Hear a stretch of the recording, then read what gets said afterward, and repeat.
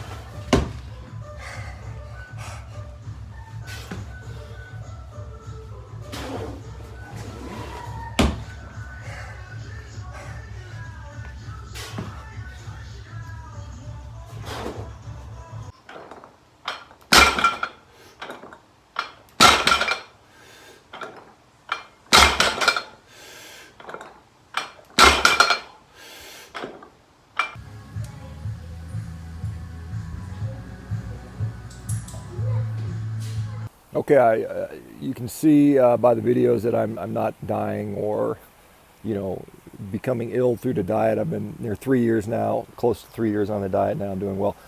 I think one of the things we talk about the truth about the carnivore diet, and this is something that as more and more people get into the space and have their own interpretations on what we need to do, we're seeing more and more people trying to make it more complicated than it is. The simple truth of the carnivore diet is, eat a bunch of meat and you're fine. I mean, that's it. And it really frustrates me when people are talking about how muscle meat is not necessarily very nutritious. I mean, that's absolutely ridiculous. I mean, it's an absolutely ridiculous position to take, given what we know about the results of the carnivore diet and what people are doing. And so, here's a little secret. When we look at these polar population, Inuits, Sami, Swedish Laplanders, and so on and so forth, when they were surveyed, they had low levels of serum vitamin D, low levels of vitamin A, low levels of vitamin E, low levels of folate, and, they were eating organ meats in many cases. They ate the whole animal, just like the people think we have to do that. But why are they still having low serum levels of these things? Or was it just because most of what they're eating is muscle meat? You have to realize that there's only a small amount of liver relative to muscle meat on any animal. I mean, it's a small part, so you can't necessarily get all of that. So does that mean we have to eat extra amounts of liver to make up for that? Do we need to eat any at all? I mean, what do the results show? People have been doing this for 5 years, 10 years, 15 years, 20 years. I mean, the conclusion that I've seen based on people that have been doing it the longest is organ meats seem to be optional. And now, let's talk about those same people, those Laplanders, those Sami population, the Inuits. Despite serologically low levels of vitamin D, for instance, and these other vitamin deficiencies that we see in the blood, they did not have any clinical signs or symptoms of acute disease. So with vitamin D, low levels of vitamin D will often lead to rickets. Did not see that in the population, despite what would be considered low levels of vitamin D. They were not getting rickets, okay? So, but what we did see is when we added potatoes and flour and canned goods to the diet, then they did start to get rickets. And so we have to ask ourselves, if these people are not developing deficiency syndromes, clinical deficiency syndromes, despite serologically low levels of these vitamins. What's going on here? Okay, do we really know the answer? Are we trying to fit a round peg into a square hole, or vice versa, a square peg into a round hole? And what I mean by that is, are we trying to make a carnivore diet match the RDA that was designed for people eating grains and anti-nutrients and plant food, and 70% of their 60% diet coming from that? Is that what we're trying to do? I mean, the other question, well, people might point out, well, yeah, but I mean, chronically low levels of vitamin D, I mean, it's been linked to heart disease and diabetes and, maybe some other issues. Well, what happened to that same populations? They didn't have elevated levels of diabetes. They didn't have elevated levels of heart disease. In fact, they had low levels of these things. They didn't have elevated risk or levels of cancer. They didn't have elevated levels of risk of mental health disorders, and they didn't have gastrointestinal problems or autoimmune diseases. And so all these things that we sort of want to tie into a vitamin deficiency state is going to, again, be based on the population of standard American grain-eating, anti-nutrient eating people. And so this sort of desire, this theoretical desire to get everybody to match their RDA by eating X amount of liver and X amount of raw brains and X amount of kidneys is not based on anything more than conjecture. It's not what's happening in the real world with people that are actually doing it. And I think the people that are out there telling you're on the JV team, or you're suboptimal if you don't eat it this way, I think that's garbage, quite honestly, and it's a little annoying. I will tell you, you're not suboptimal. You're not on the JV team if you don't eat organs. Now, conversely, if you want to eat organs and it makes you feel better, absolutely go for it. It's great. I think there's nothing wrong with that. But to sit there and say that somehow there's some magical superpower you're going to get by eating liver or eating your meat raw is just frankly wrong. It basically does a disservice to the community. It discourages people that would otherwise try the diet. And it's not necessary for most people to even consider that stuff. Now, I will say there are some people that will say they felt better doing that, and that's great. And maybe that subset of population will do better. But we can't sit there and say that someone like myself is not thriving. When you get somebody like a vegan, I mean, the vegans are a joke, when you get somebody that's, doing backflips at 50, dunking basketballs in their 50s, deadlifting 500 pounds for 10 reps, or trap bar deadlifting 505 pounds for 14 reps, or swinging a 176-pound kettlebell for 50 reps, or breaking the world record on the Concept 2 rowing machine for 500 meters, or winning the world championships in the 500-meter row, or any of these things that we're doing. I mean, that is thriving, and I don't care who has to say what they define thriving is about. Now, the other thing, so let's stop talking about, well, you can talk about, I don't care, you can talk about whatever you want, but let's stop pretending that there is some JV team or suboptimal team for people that choose to eat a cooked steak. I mean, that's just ridiculous. I mean, it's, when we survey carnivores, and I've done this, and I've done the work on this, the 11,000 people that submitted their survey, only 15% of the people ate organ meats on a regular basis. And the same thing goes for grass-fed or grain-finished. Same sort of issues apply, okay? Now, I want to talk about saving the planet, saving the earth. It's not your job by your food choices to save the planet, okay? If you want to, that's fine. I mean, I put solar panels on my house. Does that make me better than everyone else? I mean, people arguably say it doesn't even do anything to the environment. I put them on there because it's going to save me money, because the California friggin' utilities is ridiculous. I mean, they're expensive as all hell. But I didn't do that because of that. But as a carnivore, we already know you're making less waste. You're not wasting as much food. You're not having as much trash. You're using less water. You're losing less electricity when you cook and prepare your food. On the consumer end, you're doing a good job already.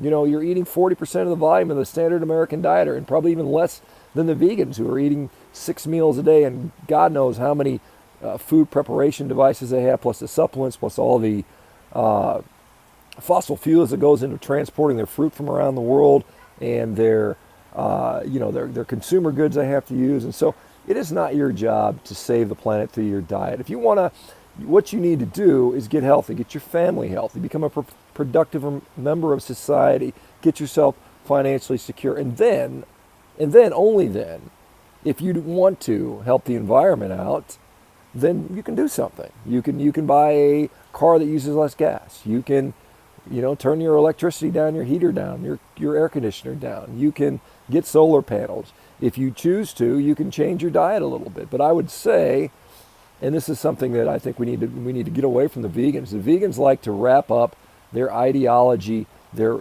dietary beliefs into ethics and their beliefs about the environment. The carnivore community does not need to do that. We do not need to say, well, everybody needs to eat nose to tail in regenerative agriculture because it's going to protect your health, because there's no credible evidence that shows that it does. It's all speculative. Now, what I will say, and I am very much supportive of regenerative style agriculture, and I will be, and I always will be, and I'll promote that stuff. If you are in a position and you want to make a difference from your food choices and you like the way the food tastes, please support regenerative agriculture. I put links out there for the Savory Institute before. I'll put it again at the bottom of this video. You know, that is what you can do if you want to and have the financial means to do so. I absolutely think we should support regenerative agriculture, but do not conflate that to saying that you have to do it for your health. This is a vegan argument. We're not vegans, you know, and if you want to have, you know, and you don't have to be, you know, this whole thing about, you know, oh, you can't have a little, you know, raspberry here and there or something like that, or you're not a carnivore. That's garbage. Animal nutrition is, you know, the basis of this diet. It is, you know, when I define a carnivore diet, it is focusing on nutritious food in the form of animal products and then either eliminating or limiting plant food as necessary for the goal of improving your health, okay? So you see limiting and as necessary in there. But I mean, the focus should be getting plenty of animal food into your diet, whether it's ribeyes all day or ribeyes and eggs or liver and raw calf's brains. It doesn't really matter that much, okay? This is the truth about the carnivore diet. It doesn't need to be complicated. You don't need to sit there and balance, you know, X amount of these grams. You don't need to be pouring collagen on your food. You don't need to be pouring bone meal on your food. You don't need to be, you know, eating your food raw. I mean, that's all well and good if you want to do that, but it is not required. It's not going to make you any more optimal. It's not going to put you on the varsity team and everybody else on the JV team. That's just garbage, and hopefully we'll get away from that. We'll move on. We'll make this as accessible to the the general population as possible. And there are some exciting things coming up in the carnivore movement, which I'm very fortunate to be part of. And I'll tell you, we're going to be part of a major university study coming up, most likely. We've got a number of other things coming out down the pike that are going to really continue to grow this community in a positive, in a you know, a very organized fashion that are going to make a lot of people healthy, and we can get away from the disease management industry, as I call that, you know, and get back to getting people healthier and, you know, doing what we need to be doing instead of bickering about, you know, ideal and optimize. I mean, that's all just, it's all conjecture. It's all silliness. And quite honestly, some people are going to use that to sell you stuff, to sell you supplements, to sell you stuff you don't need, to scare you into stuff that has no reason for you to be scared about. Anyway, that I you know, look, I have a relationship with ButcherBox. They make grass finished product. I think it's great. I'm not going to tell you you have to do that to be healthy or even to thrive or be optimized, okay? I'm about trying to get the truth out there and trying to help as many people as possible. And I think when we start, you know, making things complicated, when we make things only my way works, you know, that gets into a little bit of snake oil salesmanship. And I don't want to see that, and I won't be doing that. You know, support regenerative agriculture if you want to. I think it's a great cause to do that. Eat nose and tail if you want to. It'll save on some of the waste. That's fine. You can do that. But don't tell everybody you're better than anybody else. You're virtue signaling, basically like the vegans are. Okay? All right. Truth about the carnivore diet. Let me know. I'm sure a lot of people get pissed off and put their angry comments about how if you don't eat liver, you're going to you're just going to be sick, and it's the only way to go. And I hear that all the time. But you know, at the end of the day, you know, there's people that have been doing this for a long time, and we need to certainly understand what happens long term. Okay, guys, like, subscribe, all that good stuff. I'm sure we'll see you on the next video. Take care.